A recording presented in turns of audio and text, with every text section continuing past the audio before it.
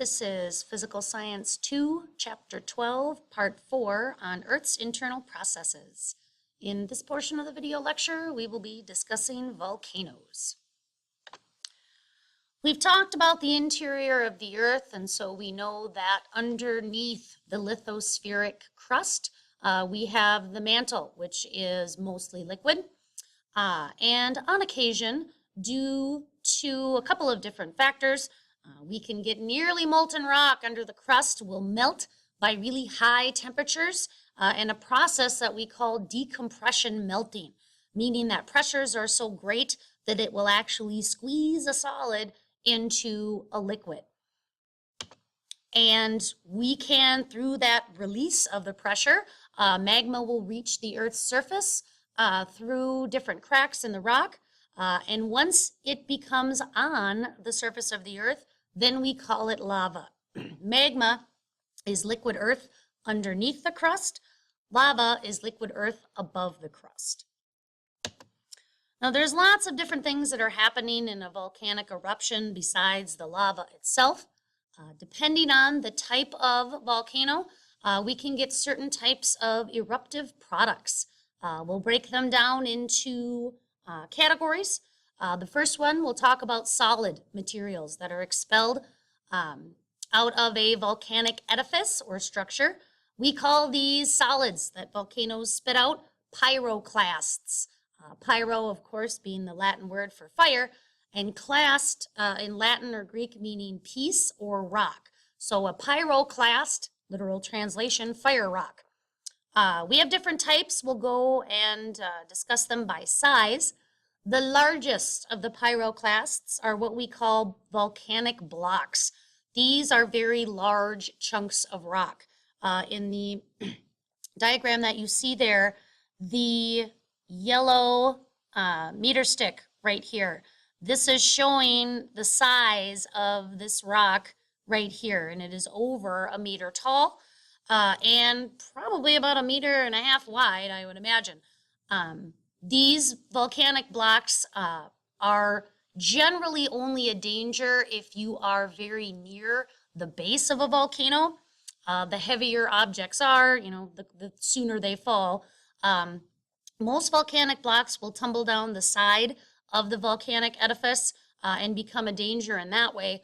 But if it's a very violent eruption, sometimes these volcanic blocks can get ejected for quite some ways, quite a distance beyond the base. Liquid or solid types of products that are a little more dangerous the further out from the base that you get are volcanic bombs. We call these bombs. They come out liquid, and as they cool through the air, they will get kind of a hard outer shell, so they'll be solid on the outside. But the thing with volcanic bombs is the inside part hasn't necessarily cooled and solidified. So volcanic bombs are literally like a bomb. They can fall on an object or on the ground and kind of crack open. So then you have this hard outer solid hot rock with a inside gooey part of lava. So these can be, again, a danger if you're a little bit farther from the base. The most common type of eruptive product from a volcano that most people associate with is volcanic ash. Volcanic ash is very small gravel or sand-sized pieces. Hollywood would like to make you think that volcanic ash is very similar to kind of dirty snow. But in reality, volcanic ash can be up to, a dime size type of cooled lava globule. These are not, volcanic ash is not something to not be worried about. Volcanic ash can cloud the air. It can make problems in areas with natural sources of water. And volcanic ash can become a problem for traveling vehicles long after the volcano is done erupting, because people will drive or travel over this ash, and then it will start to grind up into this very, very fine powder, and it can get into automobiles, it can get into homes, and it's very difficult to get rid of. Also, volcanic ash from a lot of eruptions can be found several hundreds of miles away from the actual eruption site.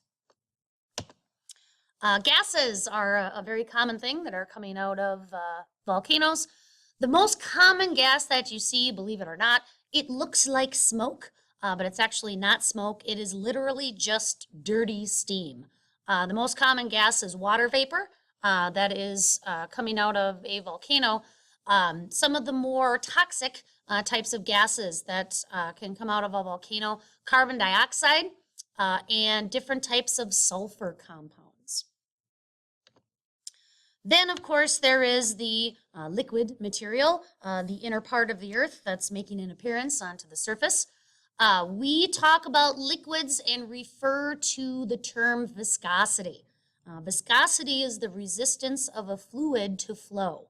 So a magma or lava with a very low viscosity is going to be really thin and runny, and it's going to flow very fast, much like you pour water from a pitcher into a water glass. Very high viscosity magma or lavas will be really thick and sticky and flow very slowly. So kind of like pouring out refrigerated honey in the middle of January. Depending on how much gas and what types of minerals make up the magma or lava will determine the level of viscosity in a liquid. So gas content and composition will determine whether that magma or lava will be a low viscosity or a high viscosity. We can talk about different textures of lava. These terms come from the Hawaiian language, so they may sound a little weird, but it is part of the scientific vocabulary for volcanism. A type of lava that's very chunky and blocky, we call that lava. It has a very high viscosity, and there's lots of silica in this lava. Lava is very easy to contain. It is not that it's not as dangerous. It can still cause a lot of damage, but it flows very slowly, so it's very easy to contain before it gets out of hand. When you think of your typical lava coming out of a volcano, you're probably picturing what we call pahoehoe lava. Pahoehoe in the Hawaiian culture and language means ropey. Because when pahoehoe lava cools, it's very thin and liquidy, and it gets kind of like a skin on top that kind of gets all crinkly and looks like a bunch of ropes. So pahoehoe lava has a very low viscosity and very low silica content. It will flow very fast. In some cases, pahoehoe flows are very difficult to contain because the lava is so runny and it flows so fast. Depending on the type of volcano, there's different types of eruptive styles. So how a volcano erupts is linked to the temperature of the lava, its composition, what type of minerals are in it, and the type of plate boundary associated with that volcano. So there's kind of three categories of activity for volcanoes. Dormant volcanoes are categorized as volcanoes that, as far as we know in recorded human history, have not erupted, and they probably won't again. Most dormant volcanoes are now very quiet mountainsides. Inactive volcanoes may have had very early in recorded history, may have erupted, and it may erupt again, but it's not very likely. And then active volcanoes, these are the ones that have erupted in recent recorded history, and they would be the most likely to erupt again. Not all volcanoes are associated with just plate boundaries. Sometimes we can get volcanoes that appear in the middle of a lithospheric plate, and we call those hotspots. Hotspots are volcanically active sites within the lithospheric plate. The Hawaiian Islands are a great example of what the Earth can create under a hotspot, because there is a magma chamber that is underneath the lithosphere, and as the Pacific plate is moving in a northwesterly direction, the hotspot stays where it is. And so that's why the Hawaiian Islands are kind of in this very chain-like shape. The boundary of the Pacific plate has many volcanoes along the outside. Sometimes the Pacific plate is called the Ring of Fire because there is so many different volcanoes along the border, but also because the Pacific plate has more hotspots than any other lithospheric plate. So different types of volcanic edifices or structures. Cinder cone volcanoes, these are the small but mighty volcanoes. They're very small and steep-sided. Usually, more than likely, they will have lava as the type of lava that they will eject.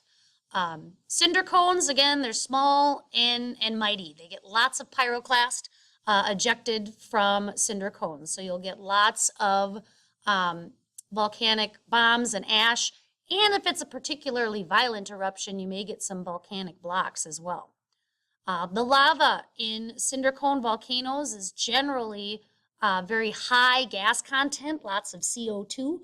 And because of this high content, gas content, the eruptions tend to be fairly explosive. So cinder cones are the small but mighty, lots of pyroclast, lots of violent eruptions. They blow their top and then they're done. A shield volcano, in the Hawaiian language, they call these shield volcanoes because it looks like a warrior's shield that's laying on the ground. It's a very broad and flat volcanic edifice, and it's made up of layers of pahoehoe lava. So shield volcanoes are kind of the gentle giants. Not to say that they're not dangerous, but the pahoehoe lava has that low gas content, and so the eruptions tend to be quieter, for lack of a better word. Runny lava flows can be a problem from a shield volcano, but there's very few pyroclasts, and the eruption overall is fairly quiet. So again, a shield volcano is low and broad. A lot of times there isn't eruptive products from a shield volcano because shield volcanoes often bust leaks on the side of the edifice, and so some of that magma will ooze out before it even gets to the central vent to come out. Now, some volcanoes are a little bit of both, a little bit of cinder cone and perhaps a little bit of shield volcano. We call those composite volcanoes, or sometimes they're termed as stratovolcanoes because strato means layer. And composite volcanoes are a mix of the eruptions of a cinder cone and the eruptions of a shield volcano. So they can have both pahoehoe and lava flows. The lava is kind of a mix of compositions and gas content, so you can get kind of both of these like explosive events with lots of pyroclasts, and then you can also get those times where it just kind of has quiet lava flows and oozes. So composite volcanoes are kind of a mix of both. You can see composite volcanoes are layered, so you have layers of pyroclasts and then layers of lava covered by more layers of pyroclasts. So it kind of is an back and forth type of eruption of a volcano. This has been Physical Science 2, Chapter 12, Part 4 on Earth's internal processes.